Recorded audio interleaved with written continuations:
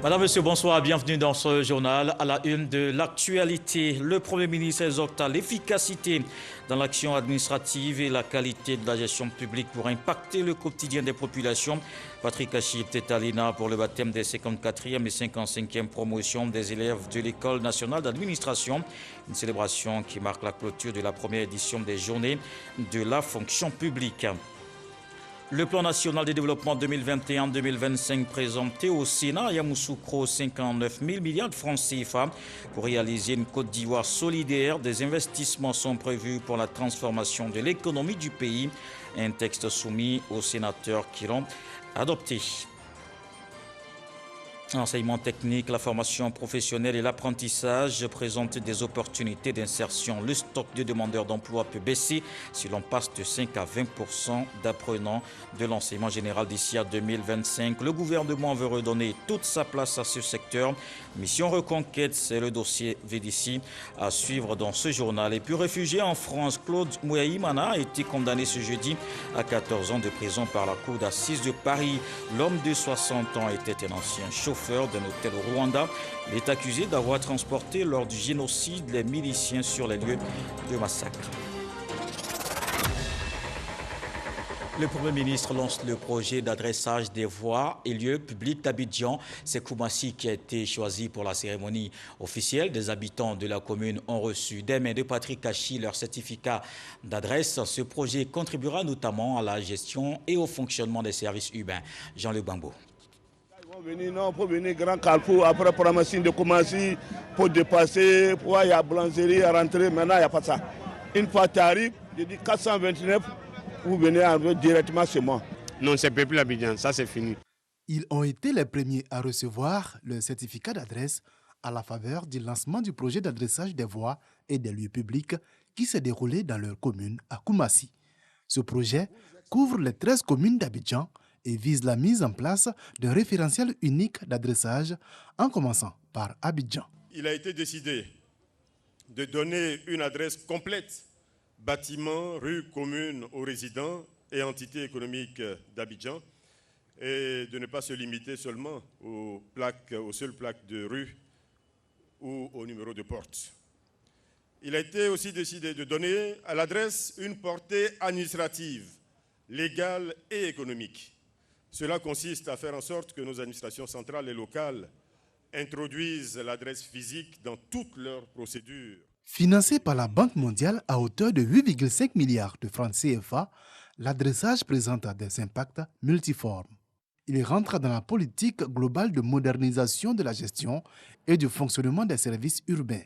S'orienter dans la ville, faire connaître son entreprise, bénéficier des services publics essentiels, y compris des services de secours. Ce sont là des améliorations si évidentes et précieuses dont nous nous sommes si longtemps passés et bien trop longtemps privés, effectivement. En plus d'améliorer la planification et le développement des territoires, l'opération d'adressage aura un impact sociologique. Ce projet est l'occasion unique de valoriser la richesse de notre patrimoine, culturel et historique, naturel ou artistique. De célébrer aussi les noms et les prénoms des femmes et des hommes qui ont façonné la terre des Burnis et fait l'honneur de notre République ou même du quartier de Koumassi. Il y a des personnes ici qu'on connaît, qui ont été des personnalités importantes de ce quartier, qui ont fait des choses importantes, qui ont laissé des traces et dont on veut un jour se souvenir de génération en génération. Alors, on peut donner leur nom à une rue. Le projet d'adressage a démarré officiellement le 1er juillet 2021. Il sera mis en œuvre sur une durée de 36 mois. La première zone test couvre les communes de Marcory et de Koumassi pour éprouver et fiabiliser les méthodes.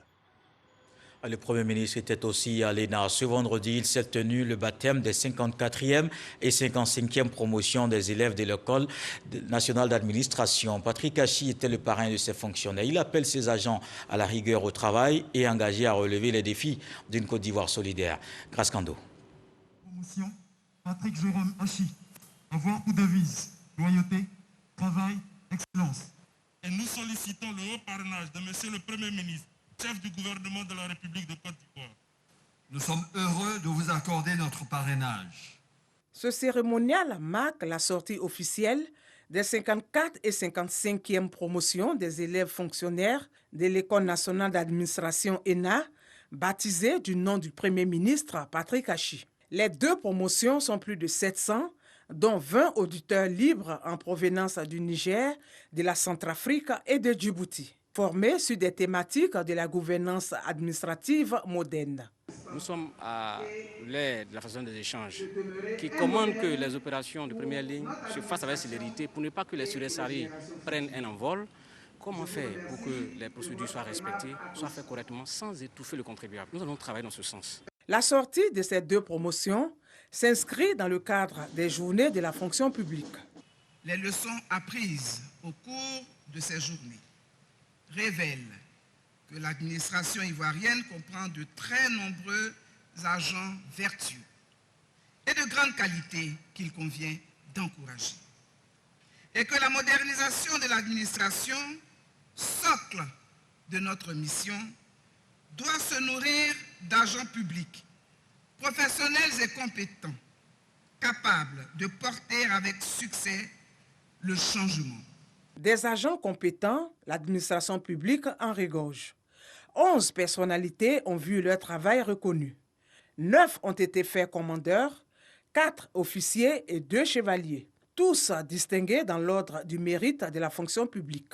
Reconnaître le mérite des agents, reconnaître le mérite de ceux qui ont en charge d'animer toutes les structures de la fonction publique, de les motiver, de les galvaniser au travail, cela ne peut avoir qu'un bénéfice sur le travail. Et nous vous disons merci d'avoir reconnu cela aujourd'hui. Parrain des 2 promotions, le Premier ministre Patrick Achi exhorte ses filleuls à la culture du travail bien fait. Chers filleuls des 54e et 55e classes de l'ENA, c'est à vous qu'il reviendra donc bientôt, dans la droite ligne de vos devanciers, d'accélérer le processus de transformation de notre administration publique et d'y faire émerger les mêmes valeurs que celles que vous avez choisi de graver au frontispice de vos promotions. Vous êtes les femmes et les hommes appelés par votre vocation et vos capacités à exercer la fonction la plus importante et la plus noble qui soit dans l'ordre temporel, le service de l'État et de la nation. Soyez-en fiers, soyez-en dignes. Passation de flambeau entre les 2 promotions sortantes et la 56e promotion. Un défilé exécuté par 3 détachements de l'armée de terre ont constitué, entre autres, le menu de cette cérémonie. Et également au menu de l'actualité ce soir, je vous emmène dans la capitale politique, le plan national de développement 2021-2025 soumis aux sénateurs pour approbation. Il vise à continuer la transformation de tous les secteurs de la Côte d'Ivoire. Ce PND répond à la vision d'une Côte d'Ivoire solidaire, un texte adopté en commission comme nous le rapporte Kader Sogodogo. Environ 59 000 milliards de francs CFA. C'est le montant du plan national de développement PND 2021-2025. En venant présenter ce plan aux sénateurs, membres de la Commission des affaires économiques et financières, KEF, Kaba Nialé, ministre du Plan et du Développement, veut obtenir une caution légale des représentants du peuple pour permettre au président de la République, Alassane Ouattara, de mener à bien sa vision d'une Côte d'Ivoire solidaire. Sur la période 2021-2025, ce PND révèle 6 axes. Transformation de l'économie, capital humain et emploi, privé et investissement, inclusion, solidarité, action sociale, équilibre régional, environnement et lutte contre le changement climatique, gouvernance, modernisation et transformation culturelle. La Côte d'Ivoire veut se hisser très haut. C'est un plan qui adresse justement tous les défis de développement de notre pays à travers 6 piliers. 6 piliers qui devraient nous assurer à la fois la transformation structurelle de l'économie, donc de la création de richesses pour permettre d'augmenter le revenu par habitant avec cet objectif de le doubler à l'horizon 2030. Également, régler les préoccupations en matière de développement du capital humain avec des investissements importants à la fois dans l'école et la santé, mais également adresser toutes les préoccupations en fait relatives donc au bien-être des populations à travers l'eau, l'électricité, etc. et l'emploi. Les sénateurs ont approuvé le plan national de développement 2021-2025 en l'adoptant. Il est le troisième depuis l'avènement de Alassane Ouattara à la magistrature suprême. On se souvient du PND 2012-2015 et du PND 2016-2020. Après le Sénat, allons dans la chambre basse du Parlement, cette fois avec Moussa Konaté. Le même projet de loi portant plan national de développement pour la période 2021-2025 adopté, c'était en séance plénière à l'Assemblée nationale. Un investissement global de 59 000 milliards de francs CFA. Les députés ont aussi examiné, vous allez le voir, 3 autres textes. Le programme national de développement est l'instrument de référence de l'État pour la mise en œuvre de tout projet de développement économique et social. Pour la période 2021-2025, le coût global des investissements est estimé à environ 59 000 milliards de francs CFA. Le projet de loi portant plan national de développement 2021-2025 est adopté en plénière à l'unanimité par les députés. Le programme national de développement 2021-2025 prend en compte le développement de toutes les régions et le transfert de la capitale à Yamoussoukro qui a été déjà pris en compte à hauteur de 200 milliards pour que véritablement Yamoussoukro devienne la capitale réelle de la Côte d'Ivoire. Le PND est la boussole de toute l'économie de la Côte d'Ivoire. C'est par la planification que nous arrivons à mieux gérer notre économie et ensuite à mieux équilibrer notre développement. Autre texte adopté également à l'unanimité à cette séance, le projet de loi relatif au contenu local dans les activités pétrolières et gazières et le projet de loi portant lutte contre le trafic et l'usage illicite des stupéfiants, des substances psychotropes et leurs précurseurs en Côte d'Ivoire. Cette nouvelle loi a sanctionné beaucoup plus le trafiquant, le dealer, que le consommateur. Et donc il faut couper la racine pour éviter que le dealer et autres arrivent vers le consommateur. Et le consommateur, lui, le traiter de sorte qu'il ne puisse plus aller vers la drogue. Il est donc contenu dans cette loi que le drogué doit être beaucoup plus considéré comme un malade qu'un drogué. La séance plénière a vu la présence de 163 députés sur 253. Présidé par Adama Bictogo, le vice-président de l'Assemblée nationale s'est félicité de la bonne ambiance durant les travaux. Lorsqu'il s'agit de l'intérêt national, nous avons fait la preuve de ce que l'Assemblée s'est donc se réunir autour de ce qui est essentiel pour notre pays et pour nos populations. Et nous venons donc d'adopter des lois qui vont donc permettre au président de la République, son Excellence Alassane Ouattara, de mettre en œuvre son programme de la Côte d'Ivoire solidaire. Les députés ont aussi adopté le projet de loi de ratification de l'ordonnance portant création, attribution, organisation et fonctionnement d'un centre sportif, culturel et des TIC ivoiro-coréens Alassane Ouattara, édifice inauguré le 28 octobre dernier. On reste avec les parlementaires. Les députés membres de l'UMOA sont réunis à Abidjan pour la 30e session extraordinaire du comité interparlementaire de l'Union. Plusieurs sujets à l'ordre du jour de cette rencontre, entre autres la présentation des nouveaux membres du Sénégal et de la Guinée-Bissau, l'élection du premier secrétaire du comité interparlementaire, la restitution et l'adoption de la relecture du règlement intérieur du comité. Les travaux vont se tenir sur 3 jours. Ce sont des hommes dont le mérite est reconnu par la nation, les lauréats du prix d'excellence des armées et de la gendarmerie reçus par le ministre d'État, ministre de la Défense, Téné Birahima Ouattara, les encourage à continuer dans le travail et la discipline. Abou Sanogo. Ce sont les plus méritants des hommes et des femmes, des armées et de la gendarmerie nationale, au nombre de 9. Choisis par une commission souveraine en 2020 comme ceux qui se sont les plus distingués dans leur manière de servir.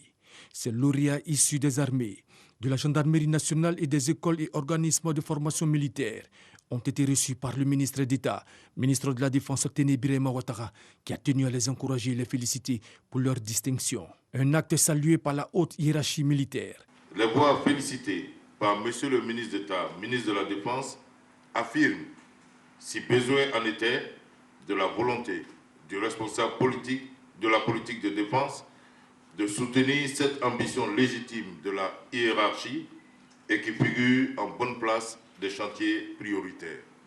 Monsieur le ministre d'État, les actions que vous initiez depuis 10 mois de magistère ont permis de maintenir cet élan nouveau qui transforme qualitativement nos forces et qui suscite admiration au plan national et éloge à l'international.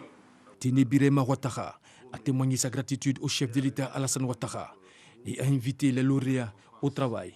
Il est bon de noter que ce mérite n'est ni lié à votre grade, ni à l'endroit où vous exercez. Ces distinctions résultent des actes de qualité que vous avez posés. C'est dire que lorsque on fait bien son travail, le mérite est toujours reconnu et célébré.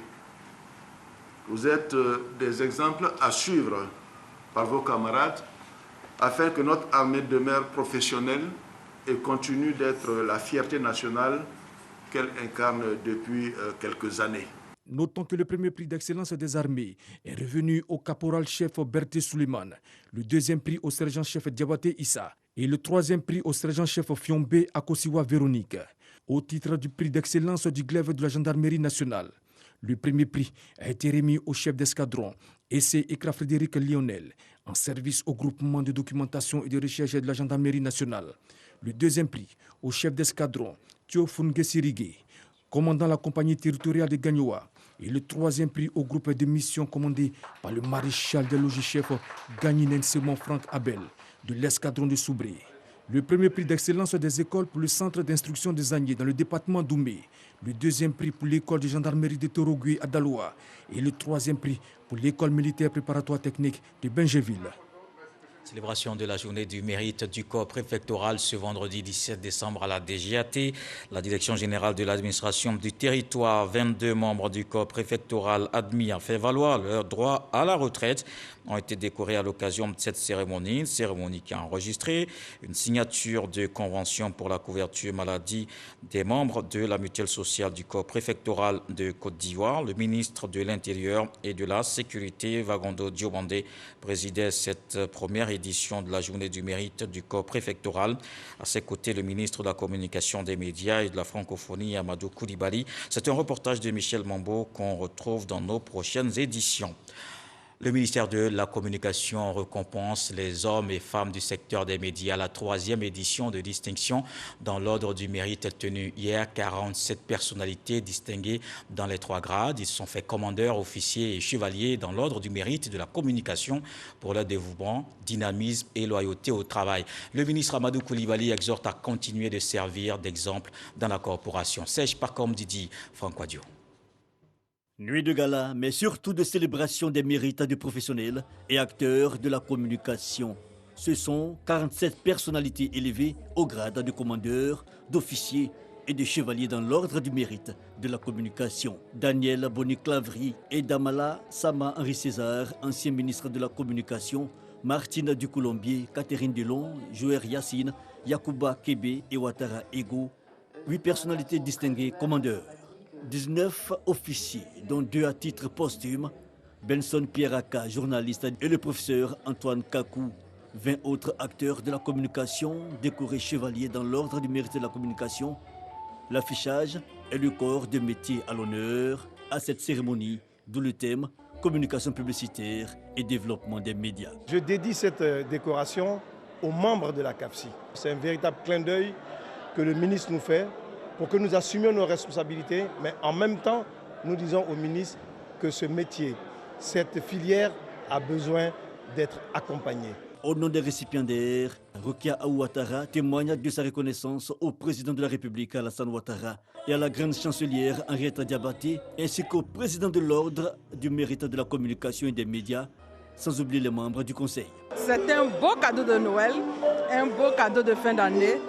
Toute ma reconnaissance au président de la République, à la grande chancelière, à notre ministre de tutelle, ma reconnaissance également au directeur général de la RTI, à mon directeur, M. Koné Lansine également. Dans la vie, il faut persévérer. Il faut persévérer et il faut mériter son prix dans la dignité. Recevoir une distinction au nom de l'État, je peux dire que c'est une invitation à persévérer dans les valeurs qui ont suscité cette distinction-là. Et j'espère continuer à demeurer un modèle pour moi-même d'abord, et aussi pour un modèle pour tous ceux qui m'entourent, pour tous les collaborateurs. Et je pense que c'est aussi une invite à garder le cap, à aller plus loin. Aller plus loin, à pourquoi pas relever encore de nouveaux challenges. On repart d'ici tout à fait heureux. Et je pense que ce qui vient de se passer c'est pour nous, c'est nous qui sommes concernés, c'est nous qui sommes appelés, nommément et tout, mais c'est bon pour l'ensemble du milieu de la communication parce que cela va encourager les jeunes à bien faire et à bien évoluer. Et nous, les anciens, nous avons le moral. Amadou Koulibaly, ministre de la Communication, des médias et de la francophonie, se réjouit de l'organisation de cette 3e édition qui se tient pour la première fois sous sa tutelle. Il n'a pas manqué de rendre hommage à la grande chancelière Henriette Dagri-Diabaté. Mesdames et messieurs, la Côte d'Ivoire, reconnaissante par l'entremise de ses hautes autorités, a souhaité vous marquer la gratitude de la nation et de votre corporation en vous donnant ces distinctions dans l'ordre du mérite de la communication. Et là, je m'adresse à nos chers récipiendaires. Je vous invite donc à persévérer dans la quête des valeurs harmonieuses de courage, de probité, de labeur, d'excellence. 47 personnalités distinguées pour leur dévouement, dynamisme et loyauté durant leur carrière au service du développement du secteur de la communication.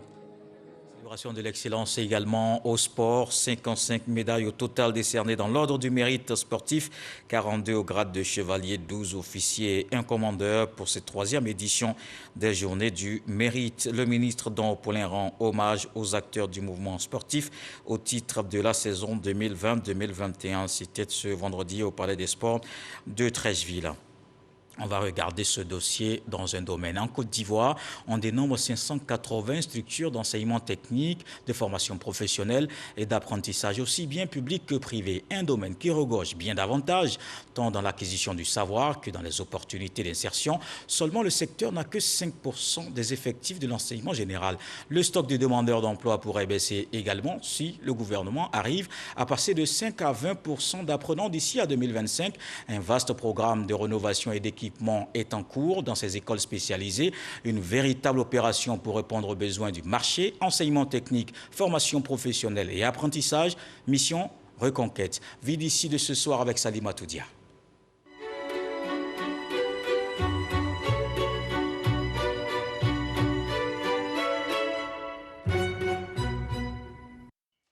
C'est une routine pour Francesca.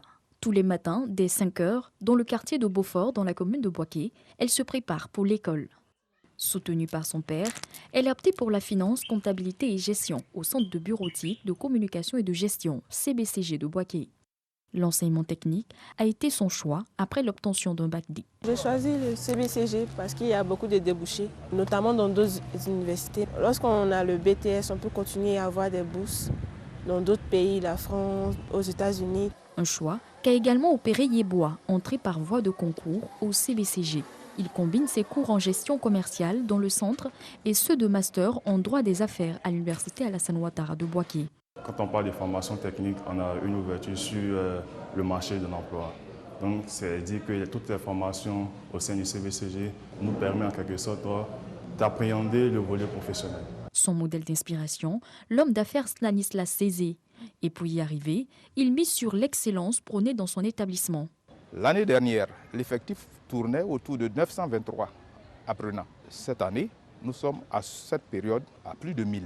Aujourd'hui réhabilités, la formation, la discipline et l'environnement sain ont fini par séduire les élèves et étudiants de la région du Béké. Ce n'est pas juste de dire que quand un élève vient à l'enseignement technique, la formation professionnelle, c'est parce qu'il a échoué de l'autre côté. Non, ce n'est pas vrai. Au niveau des techniciens, ceux-là même qui par la main, par leur dextérité, doivent construire le pays, on n'en forme pas beaucoup et on vise à former beaucoup d'ingénieurs. Si vous prenez la pyramide des emplois en entreprise, là, en haut, c'est une seule personne, c'est le DG. En dessous, ça peut être des ingénieurs, 2 ou 3 ou 4. Après, on descend. Là où on trouve beaucoup de monde, la base qui travaille, qui construit le pays, ce sont les ouvriers qualifiés, les CAP et autres. Pour le directeur régional, l'enseignement technique et l'enseignement général sont complémentaires. Montrer aux jeunes gens des modèles de réussite pour qu'ils sentent que, en fait, l'enseignement technique, c'est une voie d'insertion. En passant par là, on peut se faire une place au soleil. Véritable opération séduction des apprenants, car le ministère n'a que 5% des effectifs de l'enseignement général. Il faudra donc accroître le chiffre de 20% d'ici 2020. Structure rénovée à Abidjan, tout comme à l'intérieur du pays, programme adapté à des formateurs eux-mêmes formés.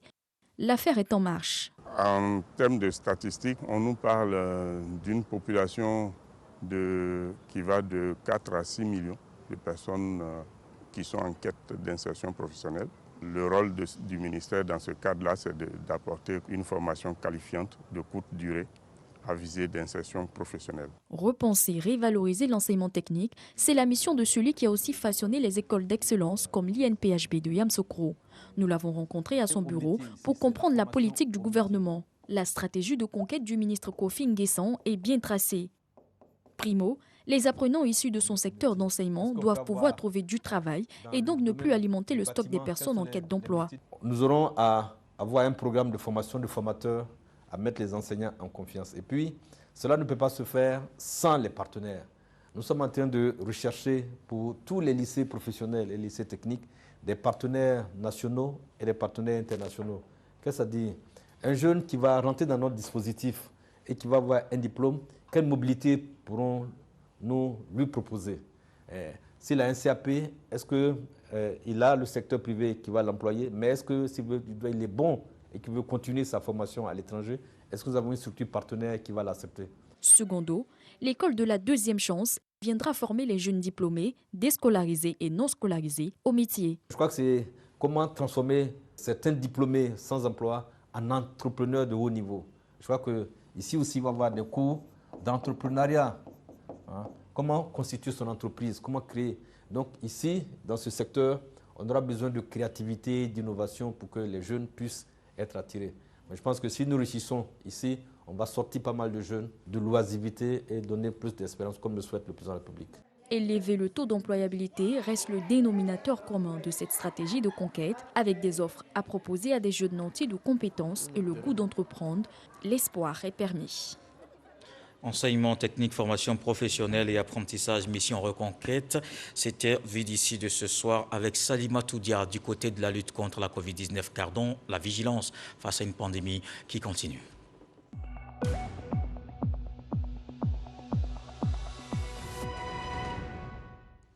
Voici les chiffres du jour. Le ministère de la Santé, de l'Hygiène publique et de la couverture maladie universelle a enregistré ce vendredi 34 nouveaux cas de Covid-19, 26 guéris et 0 décès. À la date du 17 décembre 2021, la Côte d'Ivoire compte donc 62 032 cas confirmés, dont 61 070 personnes guéries, 706 décès et 250 cas actifs.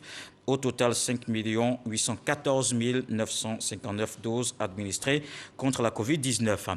La lutte contre la Covid-19 ici aussi en Côte d'Ivoire se traduit par des appuis financiers. Un fonds spécial de solidarité est disponible. Une délégation était dans l'Indénié du Hablin. Là-bas, les listes sont ouvertes et on attend les bénéficiaires. Les populations cibles alors invitées à s'inscrire pour bénéficier de ce soutien. Herman Yamien. Le Fonds spécial de solidarité et de soutien d'urgence humanitaire Covid-19, une initiative du gouvernement ivoirien pour soutenir les ménages vulnérables impactés par la maladie à coronavirus.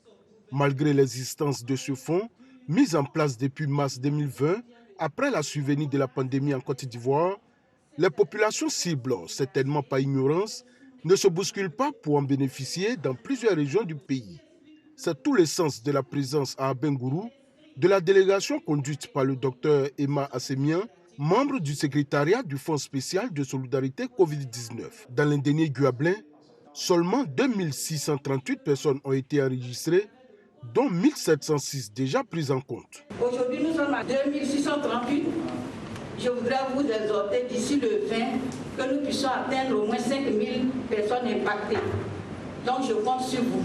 Pour bénéficier de ce fonds spécial, il faut remplir un certain nombre de critères selon Dr Assemian. Les critères d'éligibilité, d'abord il faut être personne indigène, il faut être personne retraitée, il faut être personne du 3e âge, c'est-à-dire des personnes âgées de plus de 60 ans, il faut être des personnes handicapées. Dr Assemian indique que les inscriptions se font auprès des leaders communautaires.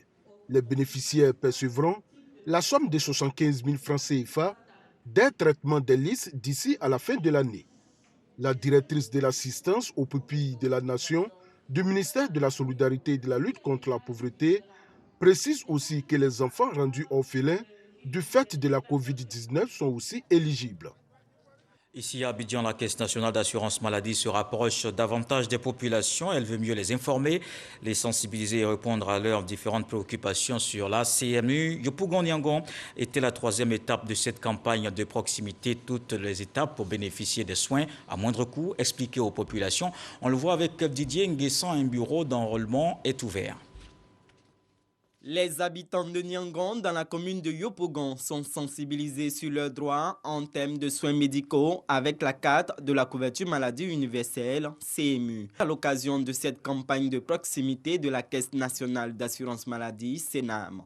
Dès que nous avons reçu notre carte CMU, ça nous a permis d'aller à l'hôpital normalement. Sinon, avant, nous ne partons pas à l'hôpital. Vraiment, je suis très contente. Une sensibilisation préventive conduite par Dr Wilfried Zekba permet à la CNAM de jouer la carte de la responsabilité sociétale. Elle invite donc les populations à éviter les abus d'alcool, de cigarettes et la consommation de drogue, surtout en cette période de fin d'année particulièrement festive, afin de préserver leur capital santé. Le conseil municipal remercie et félicite l'équipe de la CNAM pour cette rencontre qui offre un espace d'échange avec les populations afin qu'elles comprennent le bien fondé de la CMU et le fonctionnement de la couverture maladie pour tous. Des échanges francs avec la population sur le bien fondé de la CMU. Pour réussir la CMU, nous devons œuvrer ensemble. Ce rendez-vous événementiel qui cible les populations par commune s'inscrit dans le cadre de la promotion de la couverture maladie universelle, pas important de l'action sociale de notre gouvernement. Après les communes d'Atekoubé et Benjaville, Yopougon est la troisième étape de cette campagne de proximité. Valoriser la culture africaine en révélant au monde des graines de stars locales. Tel est l'objectif du programme de télé-réalité 1 à 12, une coproduction avec la RTI. Le grand casting se tient dès demain à Yopougon. Yannick Efoumi, Salim Atoudia. Yapo Samuel. C'est Gueux Caleb, le premier. 1 à 12, la télé-réalité creusée des graines de stars qui feront la fierté de l'Afrique de demain. Après avoir révélé ses premiers talents lors des 2 premières saisons sur les antennes de la radio-télévision ivoirienne, Yes Communication et la RTI entament le volet international pour la 3e saison. Une façon pour les initiateurs de porter haut l'héritage culturel et artistique de la Côte d'Ivoire. Pour cette saison, déjà au niveau des présélections, nous avons internationalisé la présélection. Donc nous avons fait une présélection à Paris. L'idée, c'est de véritablement émuler les enfants. 1 à 12 ans se veut également une plateforme propice à la saine émulation des talents de nos tout-petits. Pour permettre le développement culturel, il faut permettre d'ailleurs de pouvoir détecter les talents et puis les permettre à se développer le plus rapidement possible. C'est une télé-réalité qui permet aux enfants d'être en activité. Cette 3e saison connaîtra une finale 5 étoiles au Sofitel Hôtel Ivoire. Des enfants de 1 à 12 ans dotés de talents artistiques sont conviés au grand casting qui aura lieu les samedis 18 et dimanche 19 décembre prochains à Yopougon.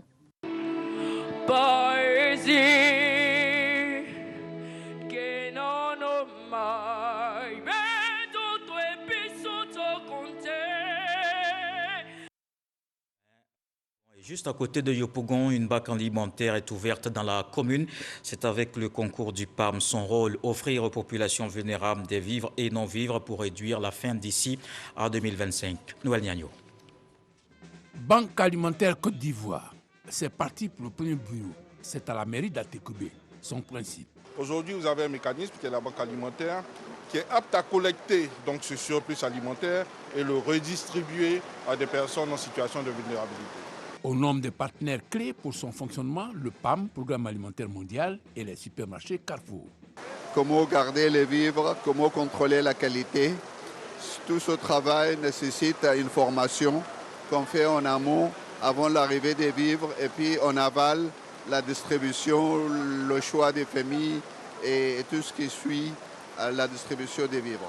Il y a un cadre juridique, mais également un cadre au niveau de la qualité de la conservation des produits qui fait qu'on détermine les produits concernés, les conditions dans lesquelles ils sont enlevés. Il y a même des mécanismes de traçabilité qui permettent de savoir à quelle date et dans quelles conditions les produits ont été enlevés, mais également dans quelles conditions ils ont été redistribués. Les bénéficiaires, les populations vulnérables, après une identification rigoureuse.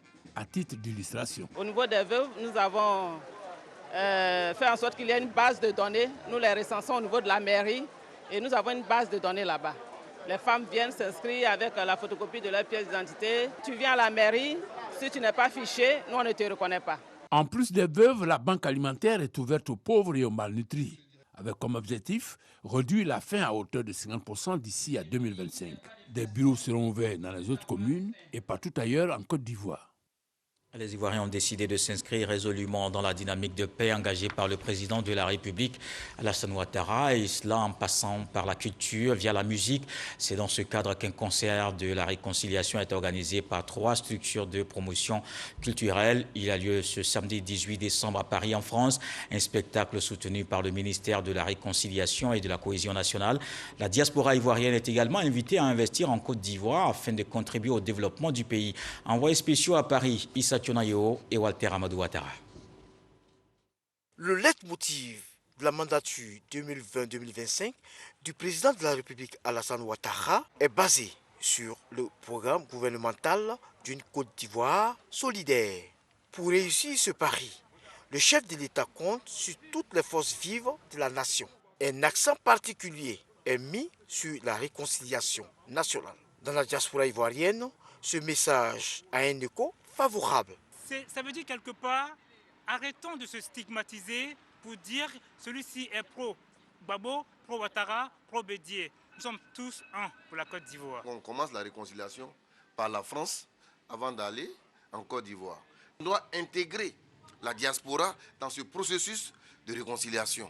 Les Ivoiriens de France, précisément de Paris, tous bords politiques confondus, veulent jouer leur partition.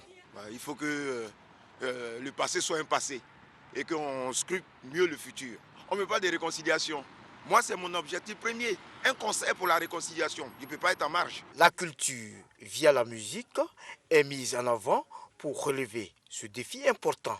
En premier lieu, il y a un message de paix, de réconciliation, de cohésion sociale. Le deuxième message, nous sommes dans la diaspora, mais on va tourner un jour en Côte d'Ivoire. Et ensuite, réfléchissons ensemble à entreprendre quelque chose. Présents dans la capitale française, les artistes Lydie Djeli et Ovikan promettent un spectacle inédit. Ce samedi, au Cabaret Sauvage, salle mythique du showbiz français, les Ivoiriens unis comme un seul homme veulent donner un signal fort de la réconciliation depuis la France. Dans le reste de l'actualité, réfugié en France, Claude Mouaïmana a été condamné ce jeudi à 14 ans de prison par la cour d'assises de Paris. L'homme de 60 ans était un ancien chauffeur d'un hôtel au Rwanda. Il était accusé de complicité de génocide et de crimes contre l'humanité pour avoir aidé et assisté sciemment des miliciens en assurant à plusieurs reprises leur transport sur les lieux de massacre. L'accusé, décrit par la défense comme un homme ordinaire, vit en France depuis des années et est cantonné à Rouen. Voilà qui m'interme à ce journal. Merci de l'avoir suivi. L'actualité revient à 23h. On se quitte avec ce que le sage nous apprend ce soir. Celui qui ne suit pas son front pendant la jeunesse tend la main lors de la vieillesse.